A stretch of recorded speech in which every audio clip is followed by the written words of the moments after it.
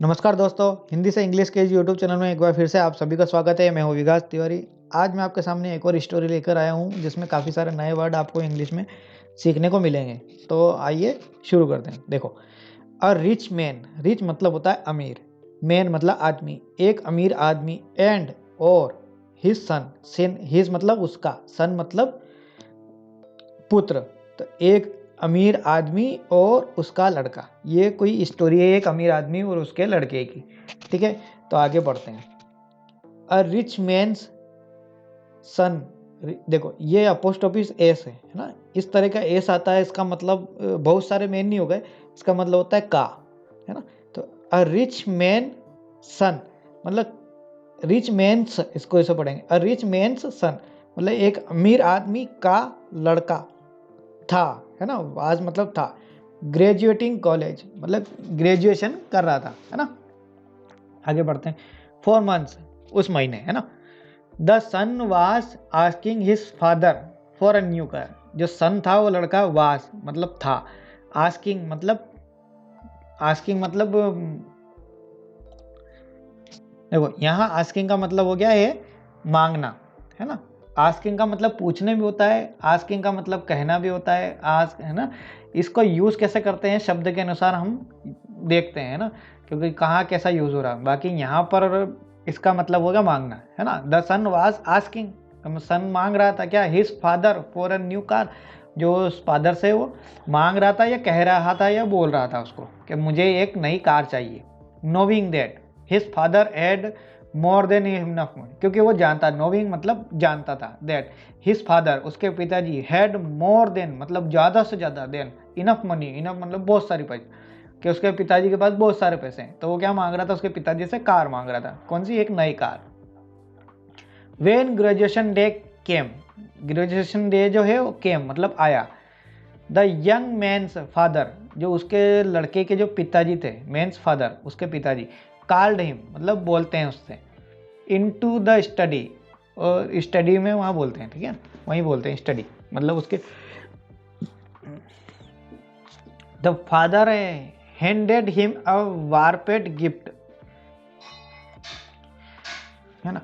वारपेट का मतलब होता है लपेटा हुआ, चारों तरफ से जो लपेटा हुआ था, है ना, ऐसा कुछ गिफ्ट उसको देते हैं। मतलब आप समझ लो कि बॉक्स दिया होगा, उसके अंदर कुछ होगा, है ना। चारों तरफ से हम बॉक्स को पैक करते हैं ना, तो गिफ्ट दिया। अब ये समझ लो कि उसको ये गिफ्ट दिया। एंड कॉन्ग्रेचुलेट हिम, और उससे बधाई दी। कॉन्ग्रेचुलेट मतलब बधाई दी, हिम मतलब उसे, अबाउट हिज ग्रेजुएशन, किसके बारे में, उसके ग्रेजुएशन के बारे में। एंड हिज अचीवमेंट, और उसके अचीवमेंट के लिए उन्होंने एक उसको गिफ्ट दिया। लुकिंग डिसअपॉइंटेड, डिसअपॉइंटेड मतलब दुखी तरह से, है ना, निराशा से, है ना। दुखी से मतलब निराशा से, लुकिंग मतलब देख के, तो निराशा से देख के। द सन निराश हो गया क्योंकि उसको कार चाहिए थी और उसको कौन सा वो गिफ्ट विफ्ट दे दिया उन पिताजी ने। तो द सन ओपनेट द गिफ्ट, और वो सन क्या करता है, उस ओपनेट मतलब खोलता है gift, to find a lovely, तो उसको क्या मिलता है, लेदर बाउंड, है ना। लेदर बाउंड ये क्या होता है मुझे भी पता नहीं, लेदर बाउंड जनरल कुछ होता होगा, है ना। With the young man's name, ठीक है। ये क्या है, अमेरिका की कहानी है ना, इंडिया की कहानी नहीं है शायद ये, इसलिए ये लेदर बाउंड वहाँ कुछ होता होगा, किसी वस्तु का या कुछ नाम होगा, इसलिए हमें इतना ज़्यादा मालूम नहीं। तो विद द यंग मैन्स, जो जवान लड़का था उसका नेम से इम्बोस ऑन द कवर, और उसका जो नाम लिखा हुआ था उस पर छपा हुआ था, ठीक है, अब समझ में आया। उसके अंदर कुछ लेदर का बना हुआ था, है ना, उसके अंदर उसका नाम छपा हुआ था। लेदर का मतलब उसके अंदर कुछ लेदर का बाउंड बोलते होंगे उसको, उसके अंदर उस यंग लड़के का नाम छपा हुआ था, है ना। इम्बोस मतलब उसमें छपा हुआ था। To the on the cover, उसके कवर पर।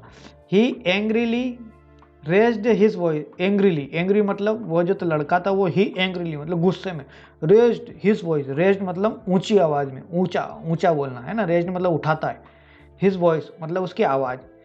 Throw down to general and storm out, और वो उसको क्या करता है, वो जो उसको गिफ्ट दिया उसको फेंक देता है। वो थ्रो डाउन मतलब फेंक देता है। The young man had not seen his father, और उसके बाद क्या करता है, वो जो यंग मैन है उसके पिताजी को नहीं देखता है। सिंस ग्रेजुएशन डे, और ग्रेजुएशन उस दिन के बाद, उस सिंस ग्रेजुएशन डे है ना, इसका मतलब ये समझ लो उस दिन से वो क्या करता है, पिताजी उसके उसको नहीं देखता है, उसके पिताजी को वो नहीं देखता है उसके उस दिन के बाद से, है ना। उसको बेकार गिफ्ट दिया तो उसको बुरा लगा, और तो निराश हो गया वो कि पिताजी इतने पैसे वाले हैं, उसके बावजूद भी मुझे ऐसा गिफ्ट दिया, कोई लेदर वेदर पे उसका नाम लिख के दे दिया। तो वो क्या करता है, उस दिन के बाद से उसके पिताजी को नहीं मिलता है ना। ही बिकेम सक्सेसफुल, और वो क्या हो जाता है, सक्सेसफुल बन जाता है। ही बिकेम मतलब वो बन जाता है सक्सेसफुल, एंड वाज वेल्दी, और बहुत अमीर, वेल्दी मतलब अमीर, लाइक हिज फादर उसके पिताजी की तरह, लाइक हिज मतलब उसके पिताजी की तरह, विथ अ ब्यूटीफुल होम और एक बहुत बढ़िया घर, एंड फैमिली और उस बहुत बढ़िया परिवार। ही केम है, केम है ना आया, ही मतलब वह भी होता है, और यहाँ पर हम यूज़ करेंगे उसे, ठीक है। तो उसे आया, टू रियलाइज मतलब एहसास, है ना। हिज फादर वाज एजिंग, कि उसके पिताजी जो है एजिंग मतलब उम्र में हो गए हैं, बूढ़े हो गए मतलब, ठीक है। उसे रियलाइज आया कि उसके पिताजी अब बूढ़े हो चुके हैं। And it may be time to, ऐसा मतलब यह टाइम है कि to put the past behind them, कि अब अतीत को भूल जाओ, है ना, भूल जाओ उसको। जस्ट देन उसी समय, ही रिसीव्ड अ मैसेज, उसी समय उसके पास एक क्या मैसेज आता है, that his father had passed, कि उसके पिताजी अब गुजर गए, हैड पास्ड, पास्ट मतलब गुजर जाना। And he had to return home to take care of his state, तो फिर वो क्या करता है, उस वहाँ से रिटर्न हो जाता है, वापस पलट जाता है, मतलब जहाँ भी रहता है उसके वो घर चला जाता है। कहाँ चला जाता है, हम घर, है ना, होम। टू टेक केयर मतलब ध्यान रखने के लिए, किसकी, of his the state, state मतलब उसकी जायदाद। As the mourning son regretfully, regret मतलब पछतावा, है ना। तो वो पछतावे की आग में क्या करता है, मतलब उसके मन में मोइनिंग करता है, बोलता रहता है कि अपने उसको रिग्रेट हो जाता है, तो कुछ ना कुछ वो बोलता रहता है, उसको बोलते हैं मोइनिंग, है ना। तो सन वो जो करता है वो रिग्रेट हो जाता है, उसको मतलब पछतावा होता है। रिटर्नेड होम, और वो रिटर्न होम रिटर्न हो जाता है। ही बेगन मतलब वह स्टार्ट करता है, बेगन मतलब स्टार्ट करता है, सर्चिंग मतलब खोजने, through his father's important paper, जो उसके पिताजी के जो इम्पोर्टेंट पेपर होंगे ना जायदाद के, वो उनको सर्च करने लगता है।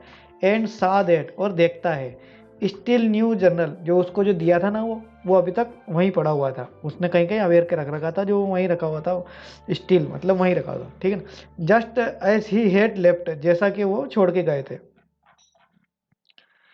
ही ओपनेड इट, और वो उसे क्या करता है, ओपन करता है। And as he flipped through the page, और उसको क्या करता है, वो फ्लिप मतलब घुमाता है ना, इधर होगा तो इस साइड से दिख रहा होगा तो उसको उल्टा करके देखता है। अ कार की drop from the back of the general, उसके पीछे क्या निकलती है, कार की चाबी निकलती है। वो जो उसको दिया था ना गिफ्ट, उस गिफ्ट के वो जो पलट के देखता है तो उसके पीछे क्या है, कार की चाबी लगी रहती है।